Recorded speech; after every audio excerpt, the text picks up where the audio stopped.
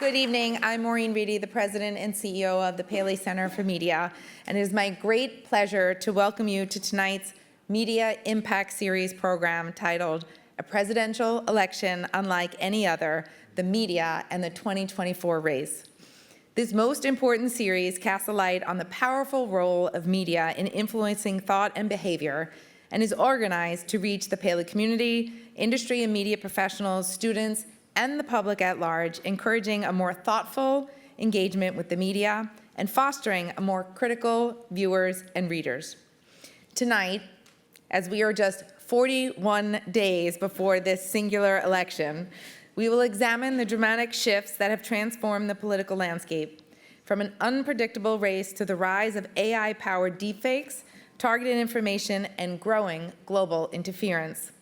Our distinguished panel includes Margaret Hoover, host of PBS's Firing Line with Margaret Hoover. Quinn, commentator and president and CEO of Win. Jessica Tarlov, co-host of Fox News' The Five. Reihan Salam, president of the Manhattan Institute. And Joshua Glick, film and media professor at Bard College. These renowned experts and strategists will explore how the ever-expanding world of media, encompassing print, electronic, and digital platforms, can help the public understand the critical issues at stake despite widespread skepticism towards both the news media and political parties.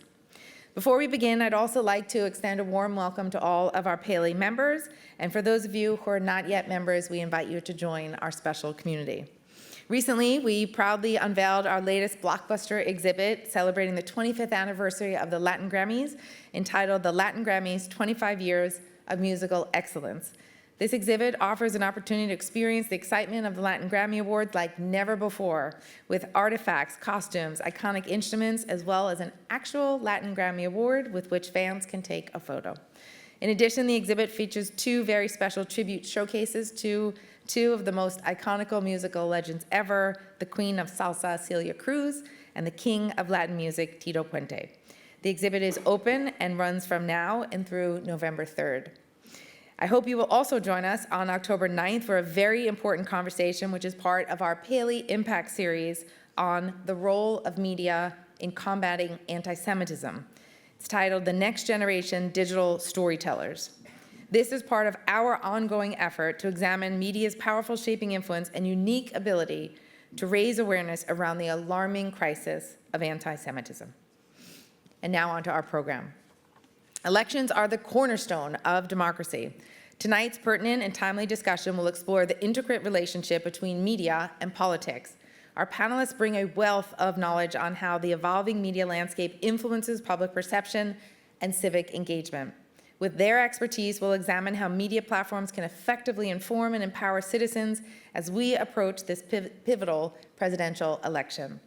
And to guide us through this important conversation, I am so pleased to introduce our moderator for tonight, Mark Lodato, Dean of the S.I. Newhouse School of Public Communications at Syracuse University. Yes, yay.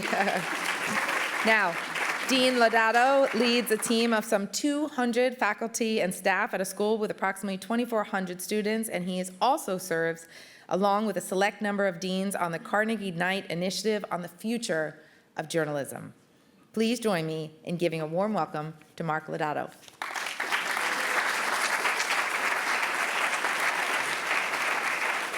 So great to have you with us. Thank you so much. I'm very excited to introduce to you our group of panelists and dive a little bit deeper so you really get an understanding of who's joining us here on the stage tonight. First of all is Joshua Glick. Joshua is a visiting associate professor of film and electronic arts at Bard College.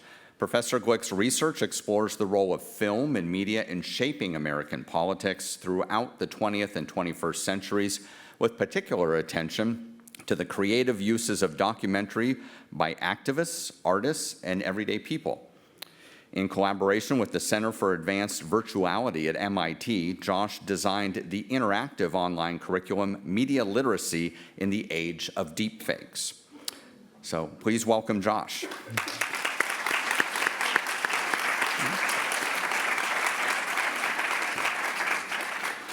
Also with us tonight is Christine Quinn. Christine is the President and Chief Executive Officer of WIN, formerly Women in Need, the largest provider of shelter, social services, and supportive housing for homeless families here in New York City. Christine is also the Vice Chair of the New York State Democratic Party and serves on the Democratic National Committee. In addition, she was a regular and occasionally very fiery commentator on CNN and MSNBC. Please welcome Christine Quinn.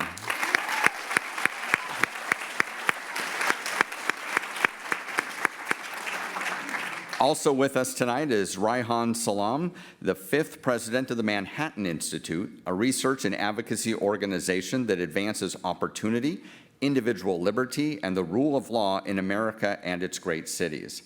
Before joining the Institute in 2019, Reihan served as the executive editor of National Review and previously worked for the New York Times op-ed page and NBC News. Please join me in welcoming Reihan.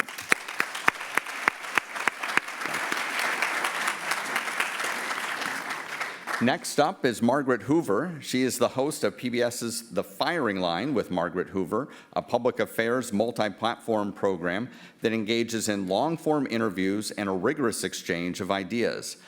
Also a CNN contributor, Margaret has served in the White House under President George W. Bush, in the Department of Homeland Security, on Capitol Hill, and on 2 presidential campaigns. She is the president of American Unity Fund, a political organization focused on achieving full freedom and equality for LGBT Americans. Please join me in welcoming Margaret Hoover.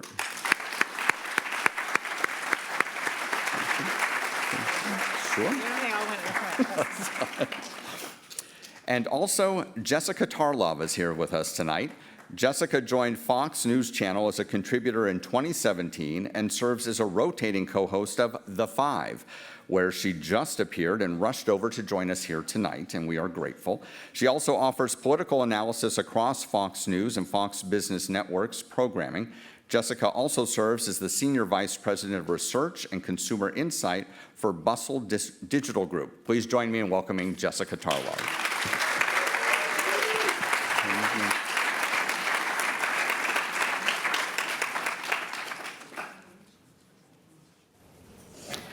Well, it's an outstanding group.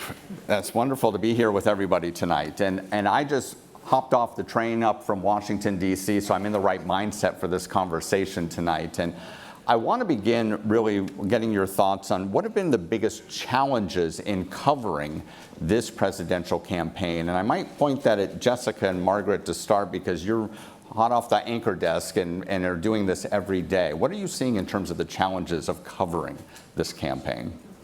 Women are so polite. I know. That's no, what I was please, gonna you say. go. No, please. You. Let's see, challenges.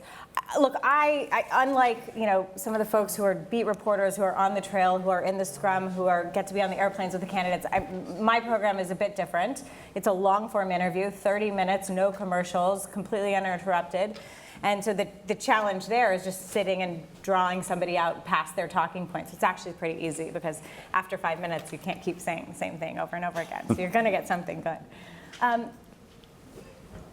For me, what I strive to do is make sure all the issues are covered. I think I'm also a commentator at CNN. And there's a high-low aspect of being on cable news, whereas when you have a long-form moment to really dive deep on PBS, it's a bit of a contrast. I think it's easy to get distracted by the shiny objects and not the thrust of the most important issues in this election. I think we know that the economy is a majorly important issue, and it's hard to do a deep dive 5-minute CNN segment on the merits of tariffs or not, or the merits of a $25,000 first homeowner tax abatement. But that's really important.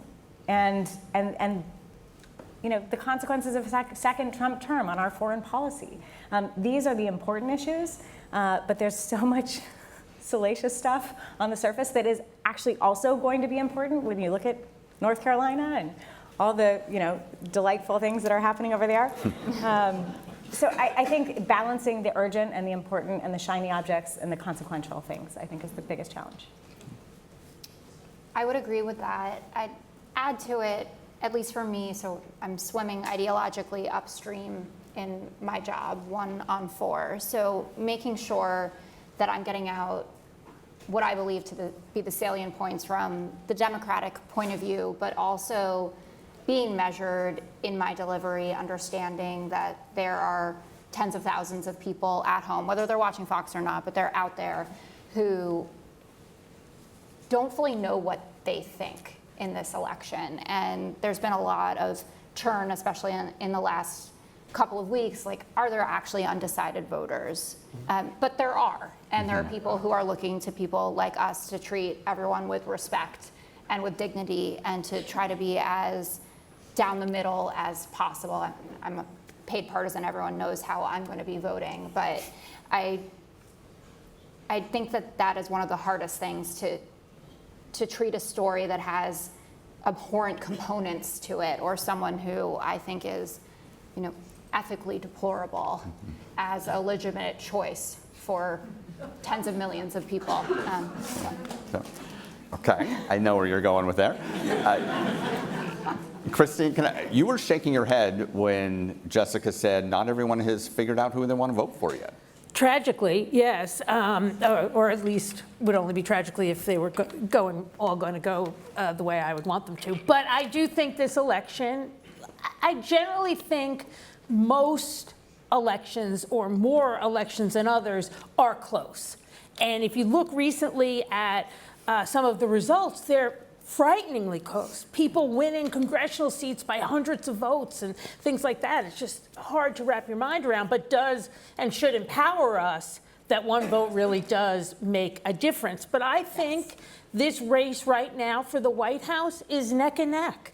You're going to get one poll one day that has the vice president up by 4 or 5, and you're out of, the margin of error, and then you're going to get another one that has Trump up by the same thing, and it's going to ping pong back and forth. I think people haven't made up their minds, but those who have made up their minds are not necessarily cemented in their position, which is an interesting proposition given how much early voting we have now, which I'm a big supporter of, but it makes the home stretch in some ways even more important. Reihan, from where you sit with your experience in print and digital media, are you noticing differences in the way platforms are covering the race in terms of print media versus broadcast, those sorts of things? Are we getting the same coverage regardless of platform today? This is an extremely difficult moment to be in media, in part because you have a really drastically changed media environment where you once had information scarcity, and you had institutions that commanded a great deal of authority and legitimacy, in part by dint of that information scarcity. And now we live in a condition of information abundance. What that information abundance means is that more and more you can have news consumers who are making their own judgments, making their own assessment of evidence. They're able to kind of go under the hood and see in real time, this information that I'm being presented with, do I trust it? People have alternative sources of information that might affirm their priors in various ways. I think that ultimately this can be a good and healthy thing, but what it means is that those institutions, call them incumbent institutions, call them institutions that had long had a great deal of prestige and authority, they are very much losing that authority, and that is very tense and difficult. How do you respond to that loss of authority? One approach to losing that authority is that, look, we're in this changed environment. We need to be more transparent. We need to recognize the ways in which we are susceptible to our own biases. Another response is to be really angry and frustrated about it, right? And another response, which is related, is that more and more, when you're looking at prestige media incumbent brands, they are moving to more sustainable business models. They are moving to business models that are built on digital subscribers. How do you bring on digital subscribers? You do that by creating a sense of meaning and connection and tribal identity. So within some news organizations, you have an interesting, difficult tension and clash. One is a generational clash between younger folks who might be more ideologically spirited and older ones who adhere to a different ethic of journalism. You also have a clash between the business side of the organization that understands that our business is building a deep connection with subscribers who sustain our business, and then folks on the news journalism side who might think, well, wait a second, that's not necessarily what I'm being driven by. So I think the intersection of those things is really complicated and does not necessarily engender trust from those who think of themselves as dissenters, as heterodox, as people who don't embrace the sensibilities of the folks within that mainstream institution. Well, and you mentioned something very interesting, the sort of the information overload we're facing, combined with, I think, a lot of skepticism about traditional institutions. And I would bet, like Syracuse, you see that on the Bard campus as well, some skepticism among students. Where, Josh, are they going for their information today as we get closer and closer to this election? Sure. Many different places, right? I don't think it's just one particular location or media outlet. I mean, we talk to students all the time about, they access, news information, maybe a first stop, somebody posts something on social media that might lead them to a media outlet, a newspaper, a podcast, something like that. Some people do still, read print publications and things like this. But going back to your question, and I agree with a lot of what the panelists have already said, one thing I would add is just the speed, the sort of velocity of a news cycle, the rate of change, how many things are happening just day to day, hour to hour. It poses a huge challenge for media, but also I think an issue of urgency, of opportunity for the reporting. And also, and this is maybe a kind of issue of a strategy of engagement, is thinking to break down some of these silos between, say, broadcast, digital, print, and so on like a digital front page of a media hub, you might have a podcast and a video and a long form print article, a photo spread, and so I think that is a way of trying to engage a pretty slippery, fast moving presidential election, but one that I think is having some staying power, this idea of sort of reaching people across media. It was, 8 years ago now, 2016, there was a lot of consensus that the media was frankly out of touch with real America beyond New York, Los Angeles, et cetera. Have we made progress from where you sit now 8 years later in really being able to get a sense of what the, quote, average American is thinking as we head into this election season? I think we're too in touch. Frankly, I think there was an overcorrection. I noticed after 2016, every piece was like a safari through Trump land, right? And everyone who was a coastal reporter. There's a great book about it by this guy. He's a senator in Ohio. Actually, he's the VP candidate now. Oh, It was an elegy? Hillbilly Elegy. Hillbilly Elegy. Hillbilly elegy, which I loved and I feel shame about now. But I understand why it happened, because it was such a shock, and for a variety of different reasons. Whatever kind of autopsy you believed about Hillary's campaign, whether it was the Comey letter, whether it was not going to Wisconsin, whether it was deplorables, there was a narrative for you to follow. And I felt that the positive results for Democrats that have ensued since then in 2018, 2020, 2022, these referendum special elections, that like hardcore Biden voters were actually ignored in conversations. Like he was written off right in the primaries, and then South Carolina happens and people are like, oh, well, maybe something is happening here. And maybe Democrats can overperform expectations. We should be talking to people who actually do have their mind made up and are going to show up in droves for these kinds of things. And I think the job, or I consider my job and us in the media, to find that kind of balance. And it feels like the pendulum is just too wild, that it's like we're all Trump stuff all the time, then we're all liberal stuff all the time, which isn't healthy. My interpretation is a bit different. When you're looking at those results Jessica rightly describes, what you're seeing is something that is somewhat predictable from the vantage point of who votes when. When you're looking at the folks who are the most high propensity voters, the people who will turn out for any election, whether it's a special election or a primary, you name it, those tend to be people who are upper middle income. They tend to be people who are more active and avid consumers of news and information. There was a study some years ago from Microsoft describing, what share of people who use their browsers actually consume, something pretty de minimis, something like, a couple of news and opinion articles a week. And this was in the single digits, the high single digits, but small.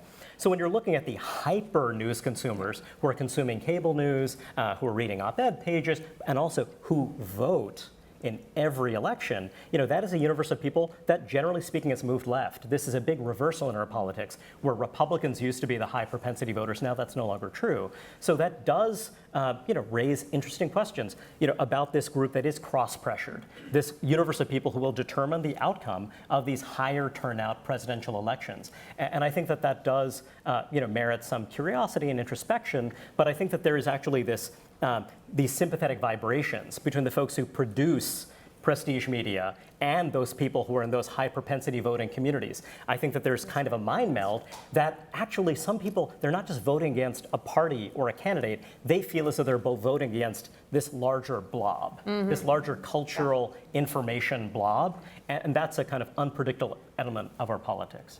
Do you think there's a way to find unbiased news today? Is it still out there? I'm the journalism dean. I would like to think yes. Was it ever out there? Yeah. Well, There's two sides of that's the taking same us coin. in a I whole think- different conversation. I think you're getting at something too. Look, I think, the preponderance of media that I think Reihan points out could have, major upsides as well. It came about because the, incumbent media, I love that term, so the incumbent institutional media, while intending, I think, in its best posture to be truly independent and unbiased, often relayed huge bias, right? This is why there was an answer in the marketplace to that, and now we have this preponderance of choices. I think, there's a wonderful, actually, debate. Open to Debate is this wonderful forum between, I think it was, it was between Bret Stephens and somebody else. So a columnist of the New York Times editorial page who was arguing that we still need to endeavor to have completely unbiased reporting, right? We should endeavor to it. And when we fall short, we own up to it, but we still need to endeavor to report the facts, the things that are true, so that people can do with what they want with the facts. But to Christine's point, we'll always fall short. Right. People will always fall short from time to time. I mean, not every person will always fall short, but there will be instances of us falling short. But I do associate myself with Brett's idea. We do need to be able to deliver facts to individuals to be able to deliberate and come to their own conclusions. And we should still strive for that, even as we also seek for analysis as well. Yeah, John. Yeah, just to briefly add to that, I think there's always a point of view, there's always a position, being advanced in whatever kind of genre or stage of news reporting or sort of wherever in the information landscape. I think, one of the things that I think can make it sort of difficult for viewers, for voters to understand exactly what they're seeing, there's not always a clear division or clear separation between what appears to be a kind of commentary or kind of editorializing in relation to a kind of reportage or a relaying of sort of casual facts of things that have happened. So it can be sort of hard to maybe separate out these different sort of genres within news media. And then the use of the conditional tense a lot of the time about what might happen, what could happen, what one hopes to have happened can create a kind of difficulty in viewing in terms of what actually happened in a given day or as part of a given week. I'm curious, there have been a lot of lawsuits swirling, and we had a settlement in the Fox News case that related back to the 2020 election. Are you sensing a difference in the conversation about the election, knowing that there are now multiple defamation suits flying around in the courts relating to Dominion voting systems and others who felt that they were improperly targeted 4 years ago on air? I stumped her. So. Well, moving on. No, I don't. it's hard to say. I suspect that there are folks here who specifically understand the dynamics at Fox better than I do. But I would imagine that these are things that matter a lot, and particularly when you have networks that are aiming to appeal to a particular audience, yet that face their own challengers, right? Challengers, upstarts that are aiming to serve that audience, better. So it would surprise me if the threat of lawsuits wouldn't have some effect on how those organizations are responding. But I don't have any inside information. All right, well, let's move on to something a little more unique. AI in the election. Curious, Josh, you're bracing yourself already. I'm ready. I'm going to drag you into this. Where do you see AI as having an impact on this election? We've talked about a little bit on foreign interference, but are there other spaces where you're seeing the technology really impact? Sure. Yeah, I mean, it's a great question, one that does come up a lot, and I'll say a couple of things. I mean, one, emerging technology is always part of an election cycle. I mean, from just in terms of modern technologies, going back to the early years of cinema in the late 19th century, I mean, we see emerging technologies being harnessed by rival political campaigns, and so AI to some degree is no different. There are more kind of casual, perhaps more mundane uses of AI in terms of each campaign trying to target voters, fundraising, using algorithms, hiring data scientists, analyzing data, big data sets in order to try to optimize certain aspects of their campaigns. And AI certainly plays a role in those spaces. Beyond that, I mean, there are many different forms of, say, generative AI, producing memes, producing short-form videos, that are really all over the internet, just in terms of casual forms of expression for each candidate. Having them appear as a hero, as a superhero, as a villain, and all kinds of the kind of sort of strange presidential imaginary being sort of taken through a kind of AI blender. And there's some high-profile versions of this that get retweeted or recirculated by Elon Musk or Trump or others that have caused some alarm. But no, I mean, to your question, there has not yet been a sort of case of generative AI video that has totally, say, derailed a campaign or has caused some kind of deep fake apocalypse. We've been hearing about this for a couple election cycles now. Will it be the election where AI does something catastrophic? That hasn't happened yet. I don't believe that will happen in this election. But nonetheless, there's perhaps a third sort of context in with regards to AI, and that is the kind of fact of its existence. It's being sort of talked about in terms of giving people some cover, right? The fact that AI exists, that images can be manipulated, that images can be manipulated, video can be manipulated. Thus, someone can just say something has been altered by AI. Oh, that didn't happen. That crowd size is not what it appears to be, right? That's AI. Those posts didn't actually occur, right? That it must have been AI generated. So people have talked about this in terms of giving cover, right? Because of the fact of AI being in existence, and that is perhaps more of a kind of threat going forward. Is how do we deal with that? And then also, how do we fortify the truth, right? How do we, defend and create some signals or create trust among viewers or readers that this is a credible source, this is true, and to think through practical next steps for how to do that. The phrase you used, fortify the truth, I think is an incredibly important one for all of us to think about and think about how you put that into practice. And, I did a morning TV response the day after the debate, and my Republican colleague said, the moderators were unfair. They corrected Trump more times than they corrected Harris. That's not, but because he lied more than, right? So that idea is and the anchors didn't really catch that, and it was at the end. It was nobody's fault. But I think that's a great phrase for us to think about, because Trump he just lies, in my opinion, 24/7, and the media doesn't necessarily come down on him in the way that I personally think they should, and that they would against other people in other elections.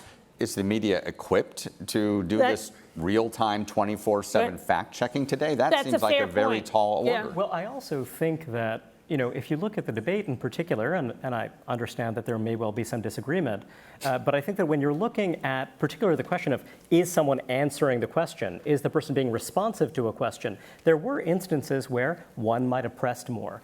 There were instances where rather than asking a follow-up, you're saying, well, what do you think about this outrageous thing your opponent said? So I think that that did create some perception that, well, wait a second, could this have been approached somewhat differently to create some sense for the viewing public, including folks who might favor the former president over the vice president, that, hey, look, yes, maybe it is entirely legitimate to push back more in one instance, but surely there should be some effort to create the appearance that we're making an effort to hold both candidates to account.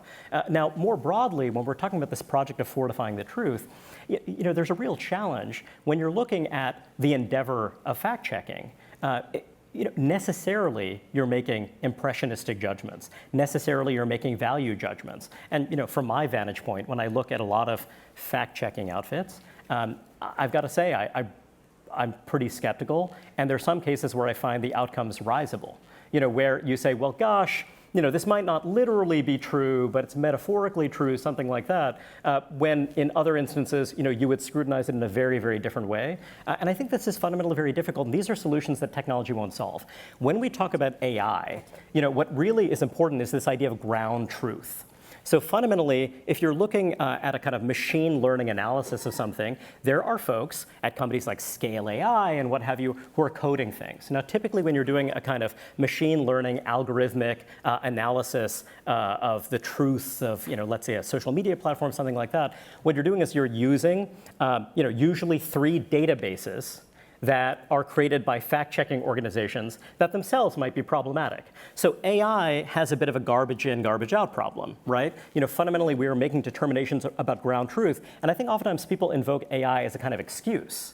We don't want to take any accountability for this decision we've made, this judgment that we've made, because we've actually introduced some, machine learning algorithm that you don't fully understand. But ultimately, it is based on judgments made by people. I just want to say, and it's a little depressing to me, but I think that we're pretty close to a post-truth reality. Like in 2017 or 2018, whenever the alternative facts statement was made, and no one really understood what it was, I think we get it now, that no amount of fact-checking, no amount of explanation of what actually happened, no amount of Republican officials saying they're not eating the cats, they're not eating the dogs, is going to make a difference. Because people are taking either the smallest molecule of truth and blowing that up into whatever they want, or they're just frankly saying, I don't care. Right, I don't care. I don't care anymore. And that's extremely dangerous, I think, for the country and for people like us analyzing these things and hoping to deliver what we think is the truth about something. And I find on an almost daily basis that I talk to people who are completely comfortable living in their alternative facts because 5% of it with X candidate is going to be the way that they want it to be. And I also believe, as per the debates, obviously Trump deserves more fact-checking because you're saying the cats and the dogs, or you're saying that we'll let babies be born and then we'll murder them, for shits and giggles. But,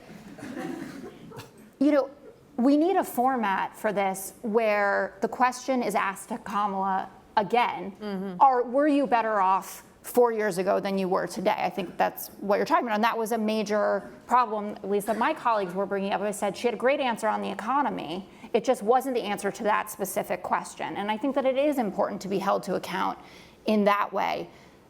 But if everyone is negotiating for rules that suit their personal preferences, I don't want an audience. I don't want a buzzer. I don't want her to be able, I want mics on, I want mics off, that it makes the job of evaluating candidates and the job of making news and presenting people with the most objective information to make this decision basically impossible. Margaret, would you agree? No, I just think, I'm sorry, we all saw the debate, okay? It was not hard for the majority of Americans who saw the debate to make a determination on who won and who didn't, or to make, I know that's not what you're saying, I'm not saying, but I don't, like, it's not about the moderators. Like, I recognize, like, they could all do better all the time, but like, really, what we saw there was two different candidates contrasted against one another, and Americans can choose, can make their decision based on sort of the behavior, all the things. I mean, it's not even just like the answer on the economy and this tariff versus that tax rebate. Like, forget about it. Like people saw what they needed to see. I think they should see more of it, for the record. Like, we should have more presidential debates. She should go to the Al Smith dinner. Like, we should have the opportunity as Americans to interface as much as we can with the contest and the choice that we have before us. But the blame the moderators bit is, it's a very difficult thing to do. I thought they did a fine job. Please don't blame the moderator. Can I put in a personal appeal? In defense of moderators everywhere. Right? We're going to form a union. One more question on the artificial intelligence space and really I guess it would be the bad actors, because we're hearing and seeing more accusations that other countries are, in essence, doing their very best to manipulate our election. Is that a real threat in your mind, A? And B, have we seen evidence of that in a way that's really shifting where these voters may be going in these last few weeks? Sure. I mean, certainly, the DOJ, the intelligence community, has come out, Russia, Iran, China, have been, involved in some of these influence operations, in terms of, fake accounts and trying to sow discord, amongst the electorate, perhaps making America, trying to look weak, in the broader context of geopolitics. I'd say it's more of an issue of amplification, of sort of dialing up rhetoric and discord, rather than having or I suppose taking the space of sort of that factor that's going to tip the election, in one way or the other.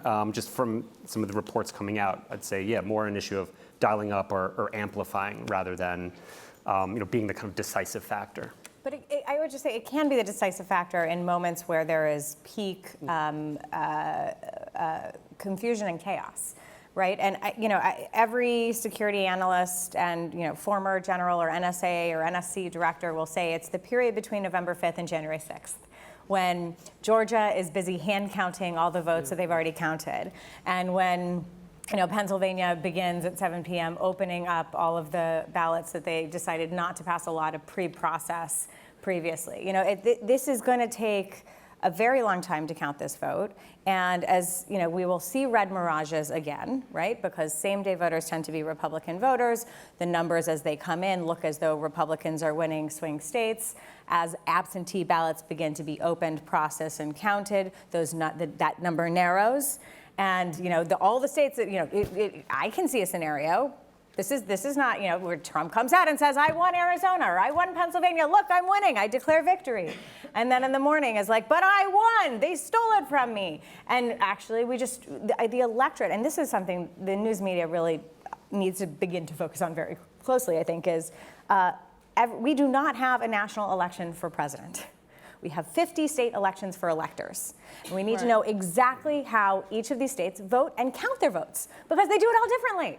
Okay, and so in Arizona, 80% of the ballots come in by mail. They begin pre-processing, and they don't, by the way, there's all this terminology too. Pre-processing doesn't mean you're counting the votes ahead of time, but you're opening up the ballot, and you're checking the signature, and then you're notifying the person who have their ballot, and you put it all through the machine, but you don't tabulate it, right? But every state does it differently. So what should we expect from Arizona? What should we expect from Florida? By the way, this is a little bit of a shameless plug. I did a documentary for PBS about this, really starting with Florida in 2000. Because Florida in 2000, which, by the way, is still probably in this room a laughingstock, because we remember butterfly ballots and hanging chads and pregnant chads and all of the disaster that was legitimately the closest presidential election, 537 votes. But Florida went to work and in a bipartisan way completely reformed how they count and how they administer elections. not just how they count their votes, how they administer elections, how they, they change all their machines. And they became a gold standard in the country. And some states have followed suit, and some states have not. And so what we need to do and be aware of moving into the election is who does it right and who doesn't. By the time California goes to sleep, by the time California polls close at 7 p.m., we know who won Florida now. 2 time zones, 10 million plus voters. There's no question. And we don't know California for 3 weeks. but California's never really close except for some of the congressional, but we know at the top of the ticket whether, we suspect Kamala Harris will win. I think it's a safe bet. But for all the swing states that count differently, and by the way, have passed new laws recently, and by the way, there was also this, chance that one district in Nebraska was going to change their vote yesterday, because I think that's been put to bed. But Georgia has now slowed down how they're going to count. North Carolina has slowed down how they're going to count. Pennsylvania hasn't done a damn thing, so it's going to take a while. Well, they've done some things. To be fair, in Philadelphia, they have a bigger processing facility that has transparency, so people can come in and watch it. By the way, if you're curious about how your vicinity counts the ballots, you can go watch, and you should. Especially if you're in one of these swing states, because most of these election sort of administering facilities, have created a space for you to come in and see how they do it. And it answers a lot of questions. But I think that period, sorry, this has gone long, but that period between November 5th and January 6th is where there will be maximal chaos and opportunity, I think, for foreign interference. Because it's, to your point, it's not necessarily having a cudgel and saying one thing or the other, but it's maximizing chaos to spread lies and conspiracy theories that disrupt the stability of our electorate and our populace. I'll say that I'm very concerned about Iranian influence, potentially, and there are some other actors from that region, including Qatar, that I believe have endeavored to influence public discourse in the United States in a way that's proven incredibly toxic, and that I also believe has contributed to a wave of anti-Semitism that represents a really profound threat to American Jewish communities. And that is something that is not a story that is over and done with. That is a story that continues. And of course, you have foreign interference that works in a variety of different ways, one of which is to sap trust in the legitimacy of our institutions, certainly, but also there are influence operations designed to exaggerate the belief in the extent of the influence, how pervasive it is, and much else. So this is what I call brain melting season. And that brain melting season is the product of, not AI, but of a cruder technology that's been around for some time, which is social media. The way that it works, the way that attention works, the way that there is a minority of Americans who are really saturated by these dynamics of attention, who are very vulnerable, both in terms of a kind of reaction in this or that direction, but also an overreaction in this or that direction. This is something that I believe happened to many members of the press in 2015, 2016. It took a very small number of social media trolls to lead folks who are otherwise sophisticated, educated, thoughtful people to come to believe really awful, horrific things about their fellow citizens, oftentimes based on, again, this tendency that we all have to be a little solipsistic, to really zero in and fixate on, what am I hearing in my little narrow social channel, and what apocalyptic thing do I believe about the country as a result of that? And I think we're all susceptible to that. Christine, I'm curious from your position, if we're able to sort of wade through the clutter, what are the issues that you find will be most important in these last few weeks to reach those undecided voters at this point? The economy. And that plays out in different ways, right? For some folks, it's inflation and the cost of groceries and other goods and services being up. For other people, notwithstanding good job numbers, they're underemployed, and that's a lot of the folks that I work with at Women in Need, and they're really wanting to get out of that position and be in a position where they can take care of their family. And then the economy, I think, also plays out for people who are voters who are in college as what is the future and fear of the future. So I think there needs to be a very well thought out, multifaceted perspective on the economy to really, really get people.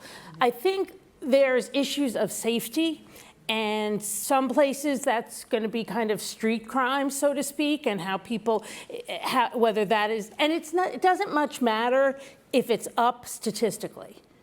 people, I think, certainly people in New York, feel more fearful of crime than they have in the past. So we should not engage in that debate. We should engage in things that make people feel more safe.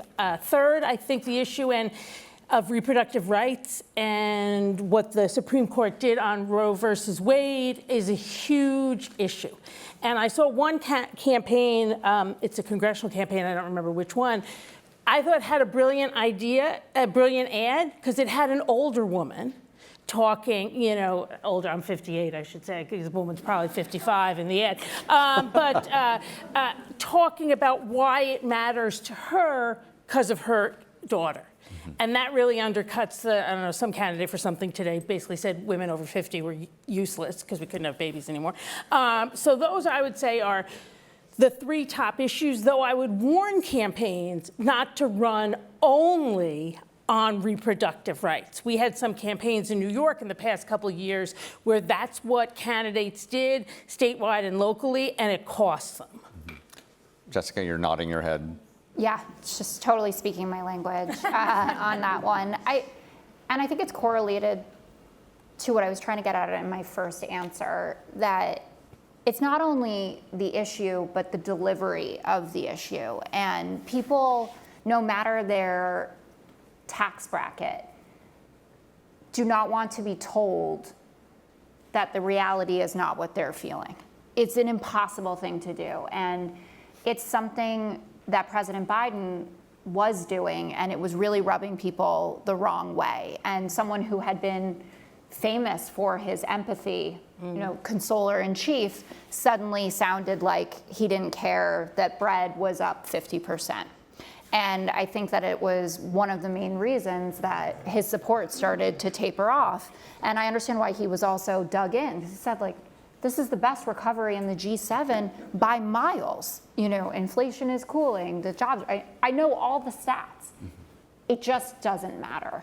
It's the same thing with reproductive rights, and how I try to frame it when I'm speaking to my conservative colleagues about it is to frame it as a broader healthcare issue, but also an economic issue, because that's what it is fundamentally. A majority of people who decide to not carry through with a pregnancy, it's part of their family planning that has to do with the way that they're going to live and what the options for this child are going to be if they're going to bring them into the world. So I think that is essential as well. And I do think not necessarily that it's going to matter on election day, like it's going to sway the vote one way or another, but an issue that has been particularly difficult, I think, for all of us in media to cover, but has been October 7th and the war in Gaza. And, I, strong Democrat, also a Jew, I have been very thankful to work at a conservative network that has been so steadfast in its support of Israel. And I have friends who are at more liberal networks who are on panels and someone starts parroting, figures from the Gaza Health Ministry about the number of casualties. And I am very thankful that I have never had to run into that. But I know that for a lot of voters and a lot of these swing voters, the people in Pennsylvania who wanted Josh Shapiro on that ticket, for instance, are paying attention to how that issue is handled and the delicacy that it requires to advocate for the hostages to come home, to hold Bibi accountable as well, and to make sure that we can move towards a peaceful two-state solution. That was going to be my next question. Are there certain issues that the media is avoiding today that are really important to the American people, and we're not doing our job for diving deeper? Well, I didn't hear what he said, but I agree absolutely on the issue of Gaza and Israel, and I think that there, in a lot of the coverage, is just kind of, it's overly simple. And it's easy, in my opinion, to just blame Israel for everything, and that is not factually true at all. And even in the most recent conversations about a ceasefire, it is, Hamas and other leaders who walked away from the table, not the United States and not Israel. So I think there's not as much coverage, and it's too simplistic. I feel like the issues of the LGBTQ plus community have not been really covered in this race. Now, to some degree, I think the coverage, which should be what it is on choice and reproductive rights issues, has almost been like a proxy for LGBTQ issues, but it's not, it isn't. Right. And I don't know, there could be even a resistance with some of the Democratic campaigns, I'm making this up, that issues are getting too complicated in my community, but I think it's surprising that you really haven't heard anything, because if you hearken back to the Democratic primary debates of the last presidential election, there was a lot of conversation, and particular conversation about transgender health care, and we haven't seen any of that. There's an issue that I find really interesting that virtually no one else does, which is a question that you see folks talk about, some policy professionals, whether they're on the right or the left, talk about quite a bit, which is a question of government performance. So if you look at the Inflation Reduction Act, by any standard, whether you were for it or against it, this was a big, ambitious measure that set aside large sums of money for things like building out electric vehicle charging stations, or talk about the infrastructure law, the bipartisan infrastructure law rolling out, rural broadband and what have you. And I think that there's very rarely follow-up about, well, how much rural broadband was built. When we're talking about electric vehicle charging stations, how many billions have been dispersed and how many charging stations do we have? The United States, the Army Corps of Engineers, people put lives at risk, American lives at risk, to build a pier in Gaza in order to deliver aid. Yeah. That pier collapsed. Yeah. And I think that if I were in the business of asking tough questions of our incumbent administration, but also look, this also applies to plenty of administrations, whether they're on either side of the aisle, talk about governors, talk about lawmakers, who ought to be held accountable. This question of we can have all of the grand ambitions we want for our government, but well, wait a second. If you want a green energy transition, but you will not actually permit any green energy in practice, when you have legislation that was designed to actually build enormous infrastructure that also is giving large amounts of money to environmental justice, climate justice groups that, again, may well have noble aspirations, not here to litigate that, but literally exist to cripple the ability to roll out that infrastructure. This is a deep contradiction at the heart of our politics and policy making, and it's something that we don't actually hear very much about, and I think it's the kind of thing that people ought to ask questions about, because the money is certainly going out the door. The question is, what are we actually getting for it? Margaret, you are in the business of asking tough questions. Well, yeah, although I'm not a beat reporter. Look, you said unlawful incarcerations. Wrongful incarcerations, there are 100 issues that the media should cover better and should cover more. And there has been a bit of a hollowing out of local media, and that diminishes the ability to cover these even regional issues and local issues. I also happen to know that, especially on cable news, I can speak to this because I participate in it, and my program on PBS is a little bit less affected by this, but, all of this is driven by ratings. All of this is driven by advertising. As all of us know, in campaigns, maybe 3 or 4 major issues penetrate the narrative, right? We've just talked about them here, right? Mm-hmm. We have, it's the inflation, the economy, abortion, the border, and housing is maybe part of this. Right. Maybe that's it, right? There's maybe 3 or 4 or 5 issues that actually drive, and by the way, these are the top 5 issues that all the news media polls. So they poll people, they see what's important, and then they do the stories about the issues that are the most important, and then that's what we cover, and that's what we hear about, and we don't hear about wrongful incarcerations and the licensing of new green energy plants, or LGBT, the trans, minorities being persecuted sometimes for political reasons and sometimes not. So look. There are places, right? Cable news is probably not the place you're going to get all those deep dive stories, although sometimes you do. But I do think there's a real want for, I think, richer, more thorough, deeper coverage of all of these issues. But there's also a real sort of market economy around this as well that is also at cross purposes. So, Josh, let me circle back to you because I'm curious from where you sit. You interact with young voters every day on a college campus, as do I. Are there certain issues that you find them wanting in terms of more information? Are they plugged in as we hope that they are, and see sort of the civic responsibility as we head into an election season? Sure. I mean, they're deeply concerned about the future, which points towards many issues. I mean, the environment and climate change and the climate crisis, the economy in terms of where they might be able to work. I mean, issues of student debt, are front and center as well. And just to sort of circle back to one of your previous questions about sort of issues in terms of what the media could do more to engage with. I mean, just that issue of AI. I mean, I think there's a kind of mystification surrounding technology in general, certainly around emerging technologies.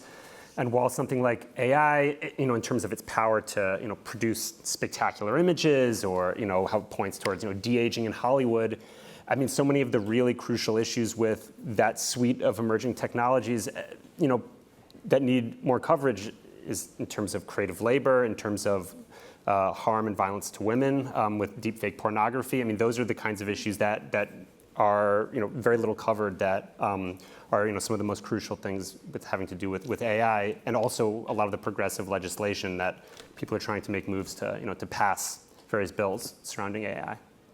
There have already been a lot of surprises in this election, certainly. That was a little obvious. But looking ahead, October's right around the corner, and then we have the election. Is there more around the corner? Are we going to get a curveball here in the next few weeks, do you think? Or are we sprinting to the end? I keep thinking, there were 17 days between the Biden-Trump debate and the first assassination attempt against Donald Trump. By the way, that's right, I just said that. First assassination attempt, right? This is, we're on, there's no reason not to expect. We have time for 3 black swan events. I mean, between there's 41, 42 days left for the election. So I actually am of the view that the election at the national level will be, the presidential election will most likely be determined by events that have not yet occurred. And that's, and I just think that's probably the safest thing I could possibly say. I mean, please hold me accountable for that. I hope I'm wrong. I think that's right. I think it's going to have to be really seminal for it to have an effect. Something like a debate, like Joe Biden's debate performance is probably the thing that has had the greatest effect. The assassination attempt, I was in Milwaukee when that happened for the RNC. That was a week of invincibility. It was like game over. And then, 72 hours later, there was a new candidate. And it was a totally new race after Trump gave his acceptance speech for the nomination. So I hope there are no more assassination attempts, of course. I think there will be, to your point, there will be events. I don't know if it's anything that is going to shake the foundations of the race to their core like we saw. There always is. You know what I mean? So it just, if history proves an indicator, there always is. It's just a question of how bad and how significant. The geopolitical landscape is incredibly fraught, incredibly fragile. If you are looking at certainly the Middle East, this is a very kinetic situation that could change markedly in a very short amount of time. If you look at the war in Ukraine, but also if you look to East Asia, you have any number of major conflicts that could break out that will absolutely involve the United States, that could absolutely cost American lives. It's easy for folks to forget, but we've literally had Hamas execute Americans. This has happened in the recent past. Some of us will remember the Iranian hostage crisis and how absolutely vivid, visible, and present that was for people. And if you're looking to the American hostages that are being held right now in Gaza, they are largely, I'm sorry to say, pretty invisible in American daily life. But that doesn't mean that they're not there. That doesn't mean that we could not see something very ugly and unpredictable that could happen, that could shape the race happening on the global stage. So this is something that's going to also motivate a lot of voters. In recent weeks, I've had the chance to travel to Washington, D.C., as well as Arizona and some other places. I've seen just a tremendous amount of political ads, as we usually get to at this time of year. Not quite as much here in New York City, potentially, but I'm curious, can those still have real influence today, given the dollars obviously being pumped in, but have people's minds in essence been made up? We've been talking about the polarization all night tonight. Is there more that can be done from an advertising perspective? Josh, you seem poised. Well, I mean, just in terms of the kind of media strategies of each campaign, I mean, certainly, I mean, advertisements will, be a sustained form of media. I mean, Trump is definitely sort of doubling down on doing different kinds of podcasts, right, with Lex Friedman and others, that have, largely male audiences, trying to, either scare or mobilize, young men off the couch, at this point. I mean, with Kamala Harris doing, some very high-profile sort of sit-down interviews, with Oprah, with, the Zoom screen surrounding her, and, doing those kinds of more event-oriented interviews. I mean, if there's another debate, or if there's not, there's, talk of, rival town halls, that might be another sort of opportunity for engagement. So maybe less of a kind of old school, targeted advertisement, and more of trying to maybe move into these spaces to try to sort of mobilize those viewers or create an opportunity for narratives to be generated, or to clarify positions, and that might be more in a kind of interview event kind of space. I think it absolutely matters. Totally. And I also think that when you're looking at the two campaigns, as you were pointing out, I think that there's a real asymmetry in the strategies. When you're looking at Harris, this is a candidate who has been incredibly disciplined in the sense of listening to her advisors and sticking very clearly to a script. Now, there's a group called Blueprint, an important Democratic polling operation, that has basically said, look, negative ads on Donald Trump are not especially effective. We need to define Kamala Harris as a mainstream Democrat. If Harris wins the presidential election, I'm going to trace it back to her identifying herself and her running mate as gun owners, and also her talking, kind of when she was in an interview about how if someone invaded her home, that person would get shot. That is something that, again, not everyone registered, but it's the kind of thing that says, I'm different. I'm someone who can connect with a different constituency. I'm not necessarily who you think I am based on some stereotype of me as a San Francisco progressive. Now, if Trump wins, I suspect a lot of it's going to be, really about the sense, and you can call this fair or unfair, that the media, that a component of, call it very visible and vocal elites, moved in lockstep, did everything you could possibly do to change the contours of this race and allow his opponent to get by without much scrutiny. Again, maybe that's unfair, but I think that those are going to be the two things that will, in my view, help inform the outcome. And I think that advertising absolutely matters, and whether or not Harris continues to stick with this idea of, let me jettison the kind of 2019, 2020 era, let me try to distance myself from what are perceived, fairly or otherwise, as the failures of the Biden-Harris presidency, present myself as a very different kind of candidate. I think that advertising is going to be a huge help to her, given the prodigious sums of money she's raising. I think that that's right. I don't think advertising really matters for Trump's candidacy. Independent voters continually say, I don't want to know more about him. I'm done. I need to know more about her. And if you live in a swing state and you know Kamala Harris's life story, you know about her lawn, you know about when her mother was able to buy her home, that came from an ad that showed up during your football game, whatever you were watching on Thursday night, and not necessarily because you've interfaced with the candidate, which is a little bit different from past cycles. I don't think in any campaign, this one or any other, one thing is the most important. It would be great if that was the case. And I really think, yes, ads matter. I agree, less for Trump. Social media matters. Targeted social media at, Gen Z or whatever letter we're on now really matters. Field matters. I'm an old field rat, and field matters a lot. Now, I know the Harris people are doing that kind of door knocking and voter ID. I don't get the sense the Trump people are. And in an election this close, that kind of get out the vote, having the names, having the addresses, can make all the difference. Margaret? The only thing I'd say, all that. Also, nobody in this room, the ads aren't for you.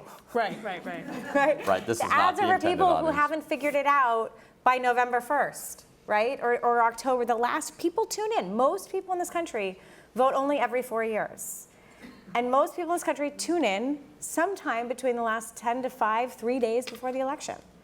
That's who the ads are for. Yeah. Who's voting? Who's on the ballot? Like, you know, it seems, you know, I'm sure inconceivable to this, you know, erudite room, but that's who it's for. So we're getting down to our final minutes, and I'm curious of your thoughts as it relates to what can the media do best at this point to serve its audience, whether that's print, on air. How can we be of best service to help Americans make a smart choice in their own mind come November? I will just quickly say, I think the most important, one of the most important things we can do to prepare the electorate is to prepare them for the fact that there isn't going to be a quick outcome. And to really know what to expect in each of these states, because we are just so ripe for a bunch of conspiracy theories and a bunch of chaos to come our way if we're not prepared. Don't expect we're going to have Arizona for 3 or 4 days. Sometimes it's 13, right? Don't expect you're going to have Pennsylvania or Wisconsin or Georgia or North Carolina immediately. You know, I think we need to sort of set expectations and inform the electorate so that we're prepared for, you know, the week following. Unless there is just an outright strong win from one candidate or the other. But even then, we're going to have to verify by the ballots. And Georgia's still going to hand count. And Pennsylvania's still not going to start opening ballots until 7 p.m. on Election Day. And so I think that's one service I think that I would love to see more of. You know, I think it would be useful for the press to outline the cases that are pending or will come up before the Supreme Court. Now, obviously, Trump has done a massive amount of damage there, and that can't be undone.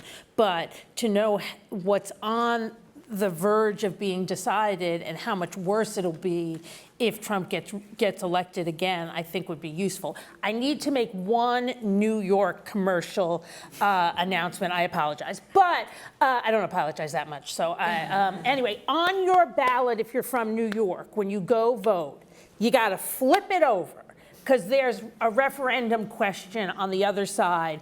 Question 1, it's about reproductive rights and choice and really codifying reproductive rights in the state of New York, but you got to flip it over. So please flip it over and vote yes on 1.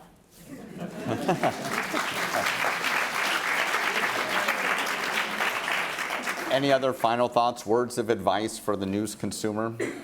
The question I get asked the most is, I trust you, and who do you trust? So lift up a local reporter that's on the ground in Georgia, in Pennsylvania, in Arizona. Talk about the people who are breaking these huge stories and point them in directions they might not normally find, and amplify alternative, responsible but alternative news sources, so that people can feel like they are doing their own research and that they're getting a vantage point that they might not get if they just sit down and turn on CNN at night or turn on Fox at night. I would urge members of the press to take a breath and remember that there are a lot of cross-pressured people, and that the issue that you've come to believe is one of apocalyptic consequence is something that there are many other people don't believe that to be true, and to really engage in that kind of critical scrutiny that had been a really important part of the journalistic ethic. I think that is really, really important. That's also true for news consumers as well.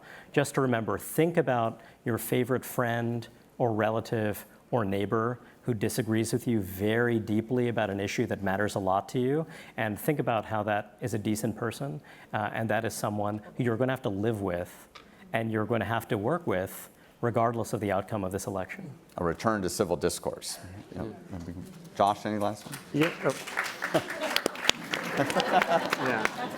Yeah, I mean, I should say from the the consumer end, I mean, certainly just taking a beat or a breath with what you are engaging with and consuming, and thinking about where that source is coming from and what information might be around it before just sort of ingesting it and circulating it. And in terms of what the media can do, sketching to the extent they can an articulation of the future, of what might be consequences and outcomes, and next month, next year, and what that might look like, and trying to be as clear as possible about that. Well, thank you all very much. It's been a wonderful conversation.